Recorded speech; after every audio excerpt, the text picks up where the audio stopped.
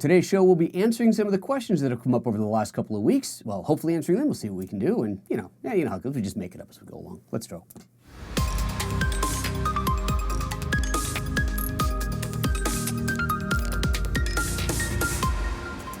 Good morning and welcome to PhotoJoseph's Photo Moment, the first live 3 times weekly show here on YouTube, all about photography, video, streaming, anything camera related. It's all good fun and games. And today's show is a Q&A show.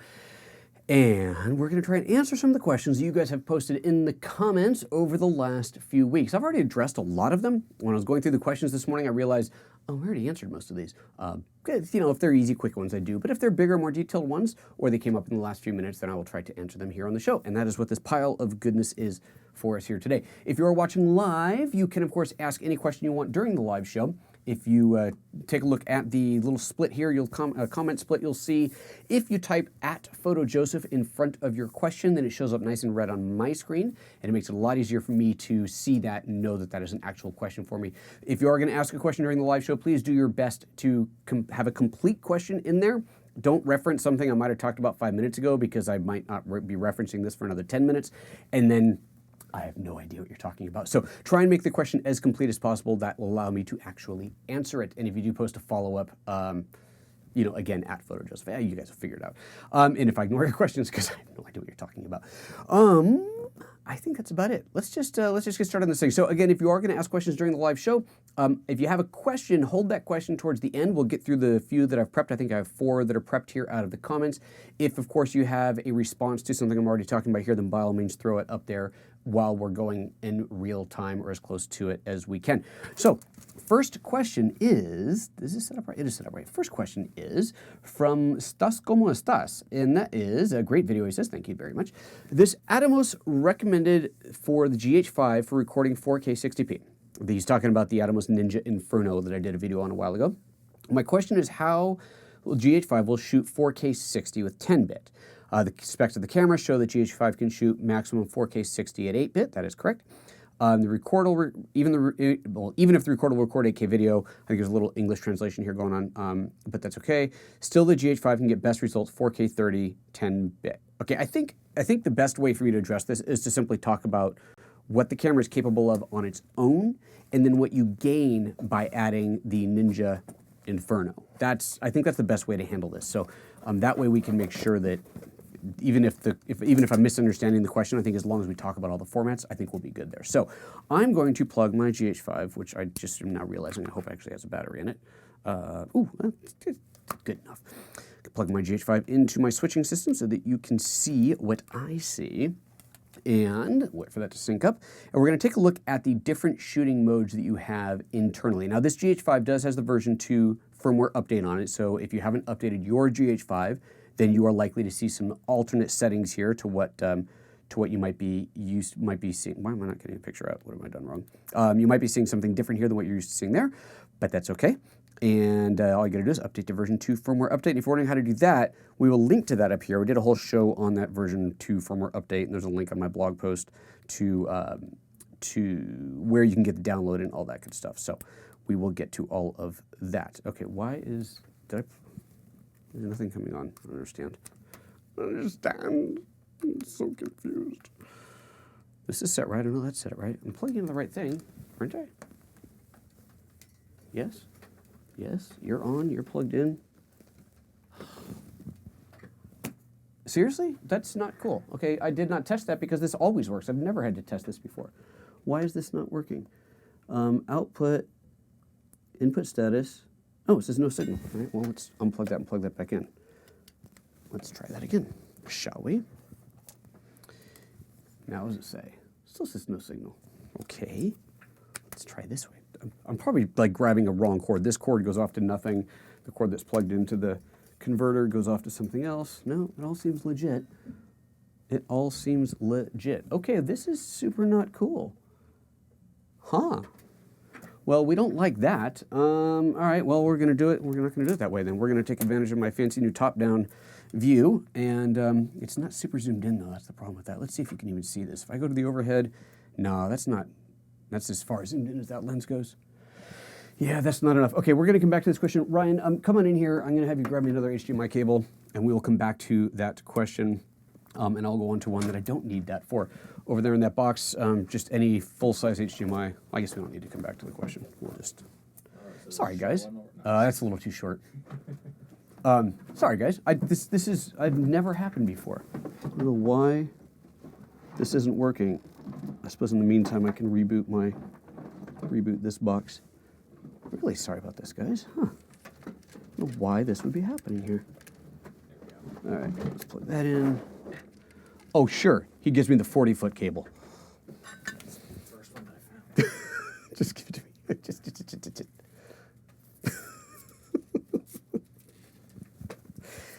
long cable.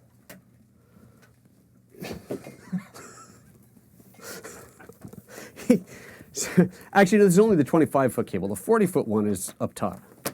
Goodness gracious. No, this is a high-tech show today, isn't it? All right, let's try this again. Plug that into there. That or the midget cable? Well, thanks. All right, so plug this into here. Of course, I haven't tried power cycling the camera. That might be a good lord. That is one thick cable. If you're wondering where I get cables this monstrous, monoprice.com is where I tend to buy my ridiculously, still not working, ridiculously huge HDMI cables. I have a few of these, 25 and 40-foot cables. They're huge. Someone's asking me if HDMI is switched on, output is switched on. You don't actually turn HDMI output on or off. It's when you plug it in, it's just on. What you can control is what whether the menu interface goes on or not, and that already is on. But regardless, I'm not seeing anything come out of it, and this switcher is telling me no signal in. Huh. Ryan, grab the other GH5. It is in the Pelican case by the big table. Well, this is fun troubleshooting. This is a great show. Oh, wait, it just came on. Okay, hold on a second. I switched it out of movie mode. So when it's movie mode, it wasn't working. Why is that? Down convert. Oh, okay, now I know why. All right, I got it. We're good. It was a setting. Don't need it. You can give me the battery just in case I run out since you're holding it. Thanks. Okay, so here's what happened. I'm going to get rid of this monstrous cable now. We'll go back to a normal size one. Here's what happened. The camera's set to movie mode, which I knew, but I had forgotten that I had switched the HDMI output to 4K for something I was shooting last week. And so my decimator, which is my little converter here that converts the signal to 1080p 24, it doesn't convert from 4K. It gets a 4K signal and has no idea what to do with it. So I have to have the camera outputting 1080p, and then that can output 1080p at whatever frame rate. So right now it's set to 2997. And the decimator is this little box that I can't pull into frame right now, sorry, because it's like tethered shortly. Well, here, I can do this. The decimator is this little guy there. And that thing, I probably suppose I could focus for you. That thing there is the converter, the scaler that goes from whatever frame rate I give it to something else, and it's going to 1080p 24 right now. Anyway, so the camera was set to 4K output. That's why that was happening. Thank you for your patience. Shall we continue with the show now? I'm glad you gave me that extra battery because it's already down to 1. All right. Hi. Should we just start over? All right. So here we go. Menu system. I am currently in NTSC, I believe. Yep, 5994 Hertz, so NTSC. You will see different options if you're in PAL or cinema mode, but they'll all basically be the same idea.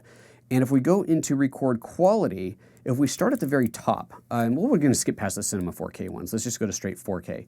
So the top one here you have in 4K is 60p 8-bit. So 4K 60p, and you might see it referred to just 4K 60, and then 8-bit. And then you have and that one, by the way, is at 150 megabit. Then you have the 4K 400 megabit 30p all intra. So the all intra, of course, is the higher quality image. You have every frame is an intra frame. It's all a real frame. There's no interpolated frames in between, so it's a better quality. Hence the 400 megabit, a much higher data rate. But we can only do 30p. Okay, so 4K 30p at all intra. And that is also 10-bit. So let's go back to that. And that's the other thing on there. You notice on the left there it says that is 10-bit. So this one is 8-bit. So the 8-bit is not the all-intra, it's the long op. 420 8-bit, 150 megabit versus, at 60p, versus 422 10-bit, but only at 30p. Okay, so those are the maximums that you get out of the camera. And then there's other ones, there's 4K at 30p at 10-bit and so on. But anyway, those are the two kind of top end ones. So if you want 60p recording internally, 8-bit is the best you can get. If you want 10-bit internally, then 30p is the best you can get. That's the way to look at those options. If you want the best of both, if you want 60p and 10-bit, that's where this box comes in. I don't even need to hook it up because it doesn't tell you on here, but effectively what happens is when you set the camera output to record, let's go back to this real quick. If I go into, we're back. If I go into my HDMI record output settings, you have, this is where I made the mistake before, down convert was set to off, and so that's why we're getting the black screen out there. Anyway, if I set this to 4K 60p bit mode, I set this to 422 10-bit. I'm not going to switch it now because that'll freak out my switcher again, my scaler. But if I set that to 422 10-bit, then when I'm in 420 60p mode on the camera, 4K 60p, even though that's what's all going to record internally is only the 8-bit, is going to output 10-bit. Does that make any sense at all? I'm realizing I'm like all over the place here. But that is what you're getting. You're getting that only on the output. You're getting it out on the HDMI out, the full 4K 60p 10-bit, and that's what you can record into this. So that's the benefit, one of many benefits, but that is kind of the main benefit of this. So if you're shooting Vlog, and if you combine this with Vlog, then that's how you're going to get your best signal possible. You go out Vlog, you go 4K 60p 10-bit into this device, recording ProRes. Now you have an image that is the highest quality, the most gradable, meaning the most flexible when you come to color grading, possible off of the camera. So that's, the combination of those two gives you that top end bit. I hope that, I know that was totally all over the place there, but hopefully that helped out. And that's that. Okay, so there's that. So no questions related to this thing here, so let's move on to question number 2. Question number 2, Kevin Lee is talking about the 8 to 18 millimeter lens, and he says, I was curious how much vignetting do you see in the lens? I plan on adding some, not quite sure what he means here, some 100 millimeter ND filters to the lens. I wonder if shooting wide would create significant vignetting with the filters. So I'm assuming by 100 millimeter, he's talking about the size and that he's going to stop down because the actual filter thread on this lens is not 100 millimeter. This probably says it on here somewhere. I have a filter for it. It is 67 millimeter. There you go. So if he's got 100 millimeter, that means he's going to be stepping it down. I can't speak to whether you get vignetting with a 100 mil step down. Probably not, though. As long as your step up is your scaling screw thread is really thin. And the reason I'm saying this is because I have not noticed any vignetting off the lens, just using it on its own, or of course with its own lens shade. I mean, hopefully you're not getting a vignetting with its own lens shade. That'd be pretty bad. But I have here, and we're going to link to this down below. This is not a high quality fancy filter. This is the brand is Fotka. I needed something quick, and I didn't want to spend a lot of money, and I just bought this. And you know what? It's been great. I haven't done a critical look at it. I mean, I'm not saying, hey, this is, oh, don't buy expensive ones, this is just as good. I'm not saying that at all. I definitely have experienced with a variety of ND filters, variable ND filters, that if you get something that's not very good quality, you get color shifting, you get banding, especially when you get into the darker realms of it. But I've been really impressed with this one so far. Again, no critical testing, just casual use. It's been great. And I have not noticed any vignetting. Now, it is quite low profile. So let me get this out of this box here. And let's see here. Let's go into the close-up camera here, and you can see it is quite low profile. It's, maybe there are thinner ones out there, but it has worked out great. I've had no problems with it. So this guy here will fit right onto the front of this. Now, once this is on, curious little note, you cannot, and that's just this filter. I don't know. The other one's probably going to be the same. Very carefully screw that guy on. I cannot attach either the lens cap. Seriously, am I doing this right? Yes, there we go. I can attach neither the lens cap nor the lens shade. Now, what I found was that I could attach the lens shade and then attach the new variable ND filter, but then you can't get to it to spin the variable ND. So, unfortunately, that does mean that when I'm shooting this way, I do have minimal protection I've touched the lens because of it, because I'm used to having a shade on there to protect the lens. So I've definitely touched it before. But this little variable ND has been great. It's been really good. I know I did a whole, okay, remember like a month and something ago now, I went down to San Francisco and LA. I did the thing at IBM, and then at Sammy's Camera, and then at Image One. And I vlogged that whole thing, and I haven't finished. I barely even started editing it. I'm still categorizing. I know, it's ridiculous, but I need to do it because that was all shot with this. Now, the whole point of vlogging that was to show what this lens can do in a vloggy type situation. So I will get it out, I promise. I just keep getting distracted. But to answer the question, no noticeable vignetting, even with this on. In fact, let me just do this. Let me turn this back on here and get a view out through this. Let's get the, gonna take the ISO way up, and where's my variable ND? Set that to minimum. There we go. Take the ISO down, and here you go. Now you can look through that. So I'm not seeing any vignetting. Look at the white band. That's a good way to do it. On the very edge, look at the white band on the box. So we're talking right over here. I'm not seeing any vignetting happening there. Let's go ahead and focus on that there.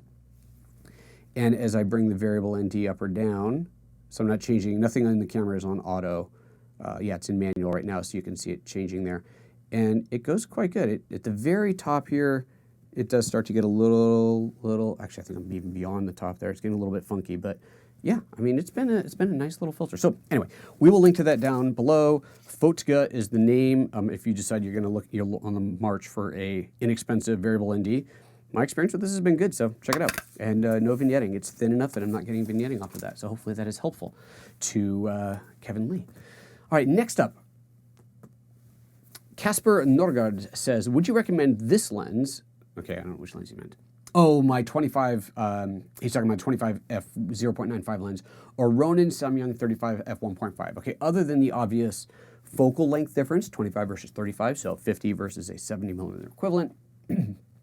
I don't have any experience with the, pardon me, with the Roinon or Samyang lenses, so I can't recommend one over the other, sorry. What he is talking about is this lens here, this all-manual Zhongyi lens that I have raved about many times, and a little while ago it was on sale at B&H for a cracking deal, and I know a few of you took advantage of that, which is awesome. I'm sorry, I can't quality compare them because I just don't have the experience with it. But this is there's a more important part of this question. This is the reason I brought it up. Kasper says, what do you choose when your GH5 asks about which focal length lens? When I add my Canon 50mm to my GH5, I get that question. I don't know if I should choose 50 or 100. This is a superb question. So what he's talking about is when you attach a non-electronic lens to your GH5 or GH4, and this happens everywhere. It even happens on my little GX85 here. The camera doesn't know what the focal length of the lens is, right? This lens here is pure mechanical. If we look at this, there are no electronics on there, right? If I compare that to the 8-18, this thing's got all kinds of fun little electronic contacts on there. This lens here, this mechanical lens, doesn't communicate from the lens to the camera what it is. So the camera does not know what focal length it is.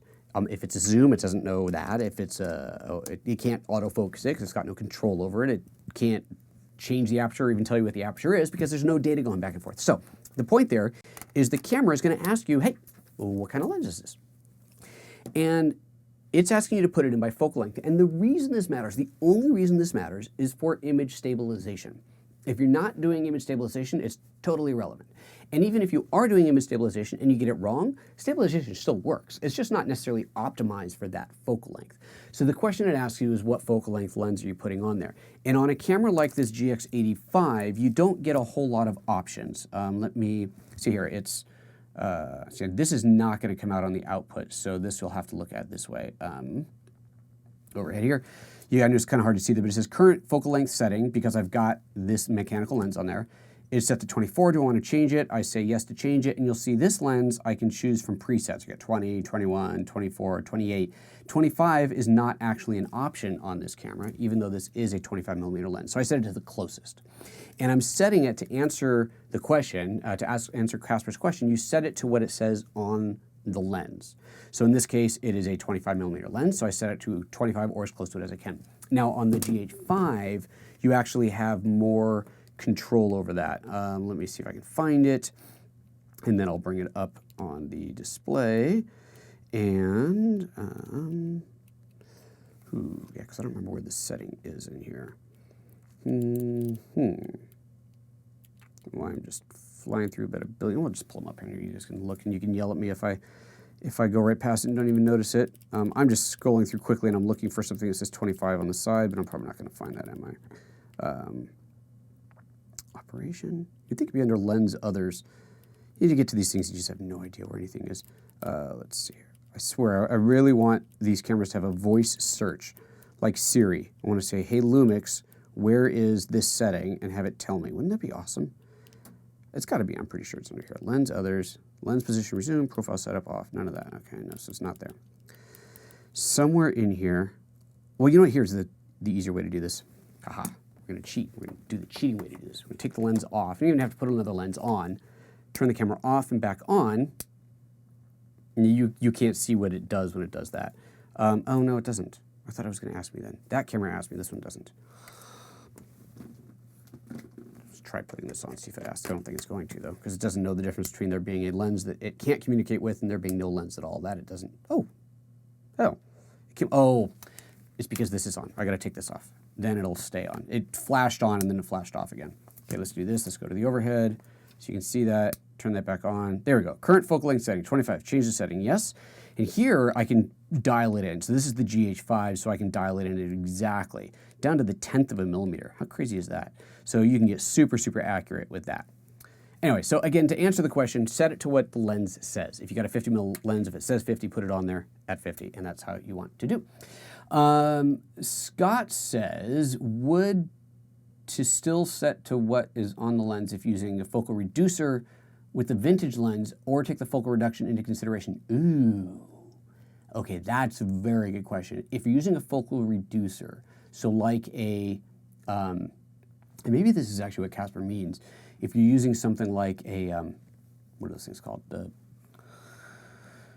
you know, the things that allow you to like a 0.7x or whatever, 0.7 something converter. What's the word? Somebody will tell me because I'm totally blanking on it.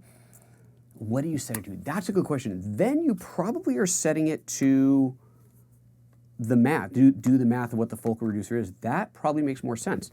Not having worked with one for more than a few moments, I don't have a 100% answer because it's not something I've had to look into yet. But yeah, if you're Metabones, there we go, Metabone Speed Booster, that's the word I was looking for. If you're using a Metabone Speed Booster or something equivalent, you probably are setting it to what the lens is translated to. That would be logical to me because the lens is effectively now not 100 millimeter, but a 70 millimeter, whatever it might be. So you set it to 70. Okay, that even might actually be what Kasper's question was. So yeah, Scott, thank you for saying that. I think you're probably right. APN TV says, I found setting the lens incorrectly causes the image stabilization to judder and become unusable. Oh, that's interesting. I haven't experienced that APN TV. Then I guess I haven't set it like super off. How far off were you for that to happen? That is a very interesting point. A very interesting comment. Thank you, APN TV, for sharing that with us. Bart Johnson says, I have that document I made that shows you all the conversions needed to put into IBIS. Bart, why don't you go ahead and link to that again in here. Actually, Ryan's got the link. We will put that in the show notes down below. Don't worry about it, Bart. So Bart has made this extensive spreadsheet. It's a Google Sheets doc, I think. We'll put a link to it down below. Converting, using various converters, taking various lenses with various converters, and what the finished focal length is. So thank you for pointing that out, Bart. We will definitely link to that down below. Awesome, thank you. Alrighty, let's move on. This is cool. So, Mr. Brad Dahr asks, so this is in reference to the video I did a while ago about how to add a wireless lav to your iPhone. And this video, for whatever reason, is spiking in popularity. I don't know if it's people are doing this more or if it's just one of those I hit the magic algorithm, but people are asking about this a lot. So I'm going to revisit this up in the coming weeks and see if there's any more information to add to it. But the original post, the original video was about adding a wireless lav like the one I'm wearing now to your iPhone because you don't have a headphone jack anymore. And it's not as simple as just converting it with the headphone jack adapter and plugging that in, unfortunately. Anyway, that video is what that's all about. We'll link to that video up here because it's a really informative, interesting video if you want to do that. However, that is not the question. Brad says, whoops, oh, it's not cool. Go back to playing. Brad says, what about doing 2 microphones? We do Facebook Live videos with 2 people in an interview style. I then went on to ask, is he doing them, does he want to have wireless or can wired be okay? So he said wired's fine. They'd like to do wireless eventually, but where's Keynote freaking out? But completely freaking out and distracting me. But if you're going to go wireless, let's answer that first. You need a mixer. So now it's a real pain in the keister. So you've got two wireless kits, of course, two wireless transmitters and receivers. Or you can get one of the few, there's not a whole lot of them on the market, but there are some dual wireless receivers. So you have a single receiver and two wireless transmitters. So you can have a dual mic situation, interview type situation, and a single receiver. I haven't used one yet, but I believe the way those work is that they will then split one, like channel 1 off to the left and channel 2 off to the right type of a thing. So that would be a good way to do it. If using one of those, you can mix the two together so that they are both going out channels 1 and 2, or channels left and right, then that is going to be better for that interview type situation, because if you're doing a live broadcast, you don't want one person's voice coming out of one speaker and one on the other. Even though that might sound like a cool stereo kind of panning thing, it would be weird. You'd want to mix them together at least partially. So that's something to watch out for. Anyway, if you're not using one of these fancy dual ones, then if you have two completely independent wireless lav kits, you need to have a mixer. So you'd be taking those two wireless receivers, plugging them both into a mixer, and then the mixer, if it had a USB out, you could go USB out into a USB to Lightning adapter, and then into your iPhone. So at this point, you're talking about a lot of audio hardware, and yet only using this as your camera. And I think, honestly, if you're getting to that stage of audio level investment, you may as well pick up on your camera as well and do better than your iPhone. So just a recommendation there. However, if you want to go wired, then you may recall, I got this a while ago. This company sent this out to me called Comica. I have no idea. I swear. I want to say Comica, but then there's like this extra line after the M, so I really don't know if it's Comica. Anyway, whatever. We're going to put a link to this. It may already be in there down below. And this is, for those of you who were around when we did the audio, actually we'll do this. We'll link to this as well. I know we're probably running out of links here, but I did a little test with this, and I compared this to another mic, and everybody said the other mic sounded very marginally better, but given the price difference, it was a $100 mic versus, I think this is like $20. It was kind of a, whoa, that is pretty good for the 20 bucks. But this is not just a wired mic. This is the Hydra of mic. It is a dual-headed, look at this thing. It's got the longest cable you've ever seen in a microphone. Let's just put that to bed now. And it's got two mics. And these are split like way far down there, so you can have two people really far apart. Two clip-on lav microphones that comes into a single standard, what do you call it, 1/8 inch or 3.5 millimeter jack. This you could then plug into your proper camera. If you want a GH5, you plug this thing in there, and boom. Now I've got it. It is not going in on left and right. Actually, no, I'm pretty sure that they're mixed. Maybe I'm wrong. Either way, you get two going in there, which is great. And it comes with adapters. It comes with these adapters right here. So let me do a close-up on here. Let's do it this way. So it comes with these adapters. It comes with a TRS. So this cable right here, let's get this out of the way. This guy right here is a TRS, right? Tip, ring, sleeve. This right here is TRRS, tip, ring, sleeve. The difference here is what you've got on here is left, right, and ground. What you have on here is left, right, mic, and ground. This is what your smartphone is expecting, whether you're talking about an iPhone or an Android phone, it doesn't matter. If you've got a smartphone and you want to plug in a mic, this is the type of jack that you need. Not this one, you need this one. So it comes with the adapter. So you just take this and plug this into here, and now you can plug that into your iPhone, unless, of course, you have an iPhone that you bought in the last 2 years, in which case it doesn't work. So you need this little guy. And I tested this morning. It does work. I did not test whether it's going out separated left or right channel. My apologies. But if I plug this into here, and then I plug this into my iPhone, I now have a wired, which is great because wired means less chance for failure. Nice long cable, dual-headed microphone on the cheap. So this adapter will probably, actually no, these adapters are only 10 bucks, so it won't cost you more than the mic. But anyway, it's a great deal. So that is the way to go. Perfect.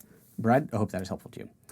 That was it. That was the last question. See, just 4 simple questions today. So let's get this crap out of the way and let's see what's going on in the chat room, see if there's any other questions that I can address. APN-TV referencing the lens setting with the manual lens setting for the image stabilization. He says, I had a 9mm lens set to 35 and got judder. Okay, so that's a big difference. It's not like it was 9 to 10 or 24 to 25 like I have on this one. So very good to know. Thank you for sharing that with us. Get it right, or at least get it close. SRO Digital says the 8-18 lens is the issue with not being able to fit the hood or cap specific to that particular filter, or a general one, do you think? Or maybe to do with variable NDs? I think it is more, I think it's more this filter, because I do have another variable ND, which the front of it is the same size. Now, there's two separate things. Lens cap, do I have a lens cap to this thing? Lens cap is different than the lens shade. Even if the lens cap fit, right? So even if this fit on here, which this doesn't, but even if it fit on here, that would be fine. I can kind of get it to stick in there, but not really. That would be fine for the lens cap, and perhaps another filter that doesn't have such a larger outer diameter would be fine. But the lens shade, regardless, the problem, of course, is that these lens shades are designed to attach to the lens itself, right? So here, let's take a close-up look at this. So this shade, well, here now you can see I can't, it just doesn't fit. Let me zoom this out a little bit here. This just doesn't fit because this is bigger. If I take this thing off, this is attaching to the outside of the lens, right? It is not screwing into the threads here.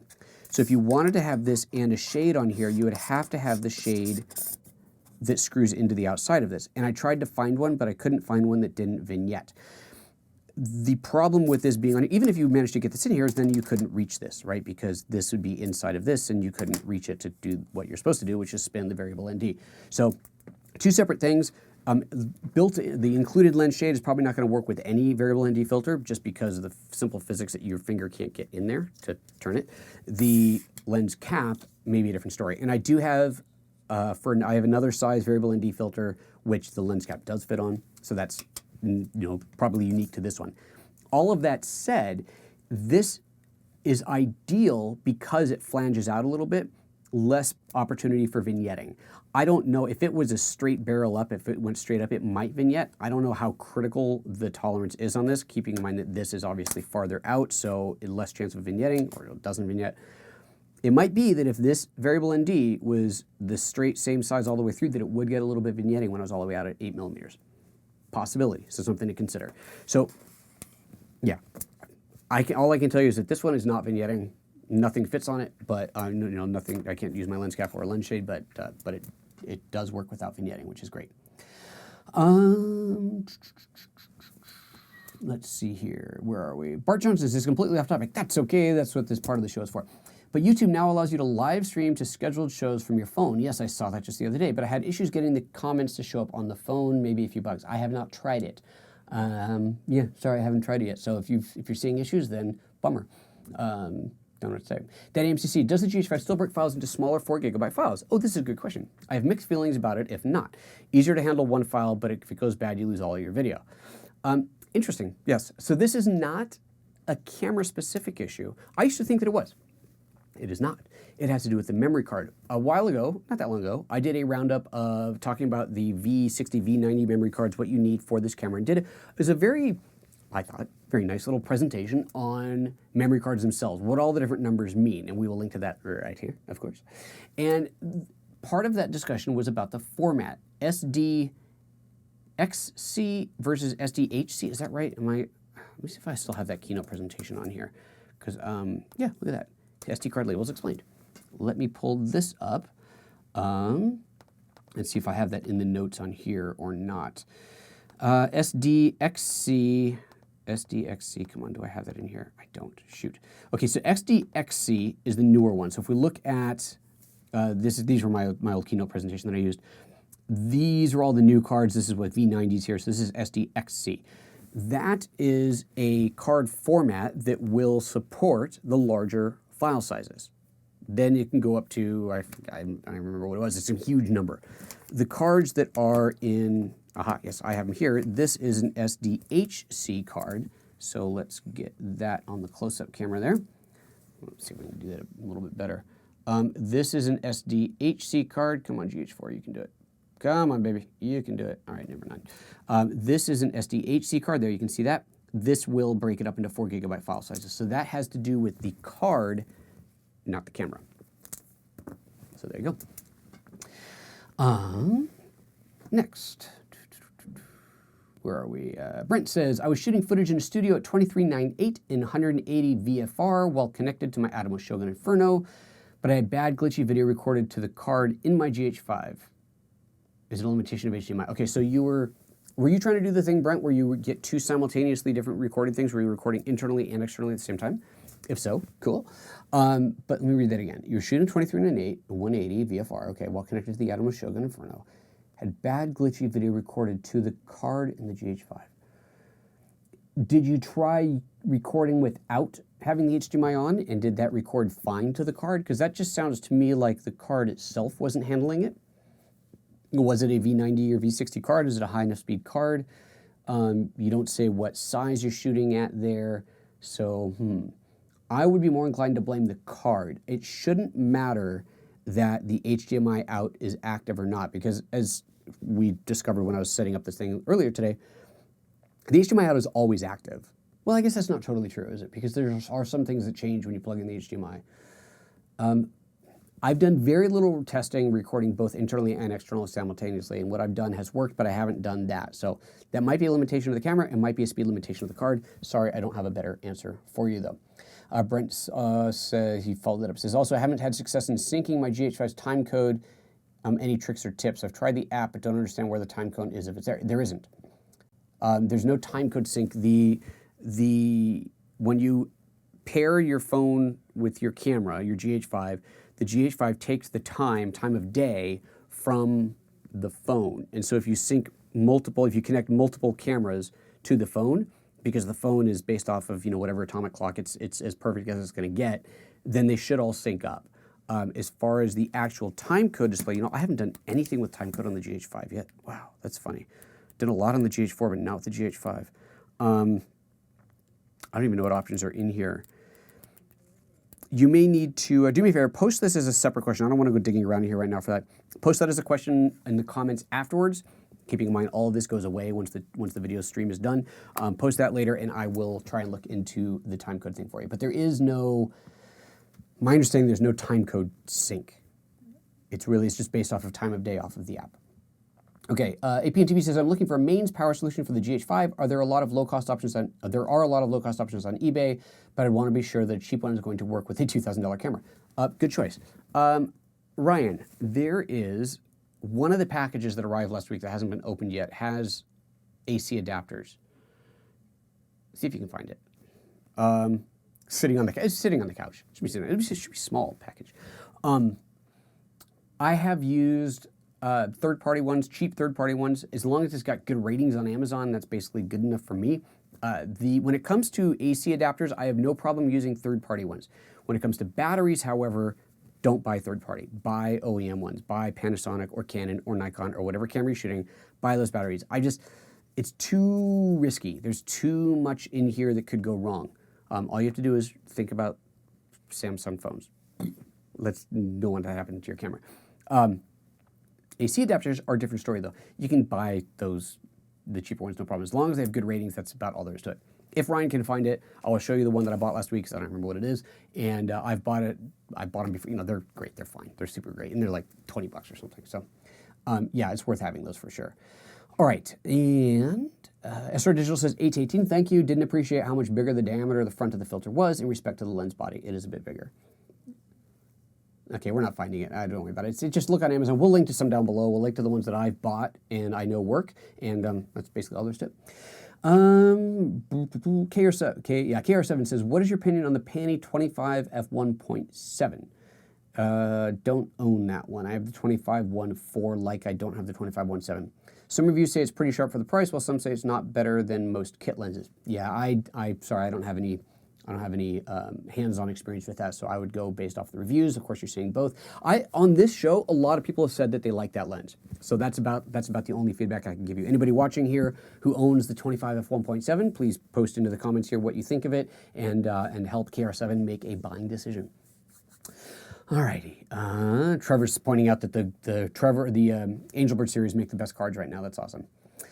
Adrian, can you view HLG footage from the GH5 on the iPhone 10? Oh, very good question. I haven't tested it yet. In theory, no, though, because the iPhone 10 supports the other two HDR formats. I'm hoping that HLG will be supported in the future, but right now it's the Dolby one and I forget what the other one's called. HDR10. I think that's right. HDR10 and the Dolby, whatever, Dolby Vision or something. I think that's right. Anyway, the other two HDR formats are supported on here. HLG is not. I have to believe this is going to change because HLG is what YouTube uses. And YouTube obviously is kind of like the first place to go for seeing HDR stuff these days. So it's got to come. I don't know if this is like a piss and match thing between Apple and Google or if it actually is a legitimate technical limitation. But the Apple TV, Apple 4K, Apple TV 4K has the same thing. It does not support HLG. Super lame. So there. If everyone's wondering what the heck HLG is hybrid log gamma. It is what's built into the GH5 with version 2 of the firmware. It is essentially an HDR shooting mode natively. You don't have to edit for HDR. You can take your clip and upload it straight to YouTube, and assuming you're on a compatible player, you will see it in HDR on an HDR TV. Obviously, you have to have that as well. It's a much easier way to do HDR than shooting vlog and grading for it, but it's not as good, but it is there, and it's straight out of the box, so it's pretty cool. But it's this technology is really in its infancy. I haven't tried editing it myself, but as I understand it, it takes forever to render. So just one of those things to consider. Okay, Brent saying, yes, it was a V60 card. Okay, Brent, yeah, I don't know then about that whole capturing, stuttering thing. That's definitely weird. Feel free to post another comment with more details about exactly what you're doing, and I'll see if I can try and reproduce it. Jay Brown, how good is the Canon Pixma Pro 100 printer? Not a clue, my friend. I'm sorry. I haven't owned a printer more than just a standard laser printer in years. I don't know anything about printers, so wrong person to ask. I am sorry. I can't help you. Daddy MCC, I use an SDXC card on my GH4, and it breaks it up into smaller files. It is SDXC1, not SDXC2. No, the 1 and 2 is different. That one, I know, it's so, let me go back to this. It's kind of ridiculous. So that 2 that is there, which I have highlighted somewhere in here, that 2 has nothing to do with this. That is just a total, that's what, UHS2? Yeah, I think that's the UHS designator, whereas that is totally separate. So those are totally different things. If it's SDXC, it's SDXC. Maybe the GH4 doesn't do it then. Maybe it is a combination of newer camera. I don't know. My understanding was that it was just the format of the card, but maybe it is a combination. Maybe I'm wrong. Maybe it is a combination of the card and the camera. You definitely have to have the SDXC cards to get bigger than 4 GB files. That is 100% for sure. I thought that if you put an SDXC card in an older camera, you would get the bigger files, but maybe I'm wrong. Maybe I'm wrong. I don't have a single SDXC card in the house, so I can't confirm that. Brent saying once HDMI was disconnected, it was fine. So again, we're talking about this dual recording thing. My understanding is this is not by design. Like the camera is not really designed to do dual recording internally and externally simultaneously. So you may be exceeding the processing power of the camera when you're combining a variable frame rate with the recording internal and the outputting over the HDMI. That's a lot going on. So yeah, you may just be exceeding what the camera is capable of. It is my understanding that it is not a design feature of the camera. Kevin Lee says, what are your thoughts on the upcoming Panasonic G9? I don't have any thoughts because it is so far a rumor. So there we go. And Trevor says, I wonder if Panasonic will ever do internal film stocks the way Fuji does. Well, okay, so Fuji's thing, they make the film, right? So Fuji made the film, then they made the camera, so they could just do that. For Panasonic to do it, they would have to license it. They'd have to license the look, I suppose, of Kodak or Fuji, and Fuji certainly wouldn't do it, or Ilford or whatever. I don't see that happening. I agree that they're very nice. This is one of the nice things about Fuji cameras. Those film looks that are built in are pretty sweet. But no, I don't see that happening. I've never heard of anything like that happening. I really don't see that happening. I've asked, because I really like it. I would love to have more filmic looks. And I have asked for, not necessarily named, oh, it's Fuji Velvia or it's Kodachrome 25 or whatever, but just more film-looking looks. I've asked. If it shows up in a couple of years, you know where it came from. David Zung says, I'm watching your GH5 tutorial on lynda.com. Thank you very mumuch, David Zung. I appreciate that. I'm looking for the section on how to read the levels on the waveform. There are no numbers, so how do I read it? Yes. So that is that's in there. We talk about that. It's under the section with vlog and everything else. You're right. There are no numbers on the waveform monitor on this camera, which is just, it's odd. This is here, let me get actually let's do a close-up this way. I think it'll be more visible. Here we go, go to this camera, oops, close-up. he's talking about on there, those lines don't have any numbers on them. So in that video, I point out what I think the numbers are. And really the best way to tell is to plug it into something that has numbered waveform monitor, so like a Ninja, and see them and then compare. And then you'll know for sure. And I think that that graph changes depending on the format you're shooting in. It's a little weird, but I put as much information as I could pull together and was available in that video. So you're watching the video, just find that section on that waveform monitor. It's under the vlog section, and that will explain everything as much as it can be explained. Kevin Lee, have you used the Olympus EM1 Mark II? I have not. If so, how does the autofocus performance for stills? I don't know. I hear it's a great camera, and I'm sure it is, but I don't know. Sorry.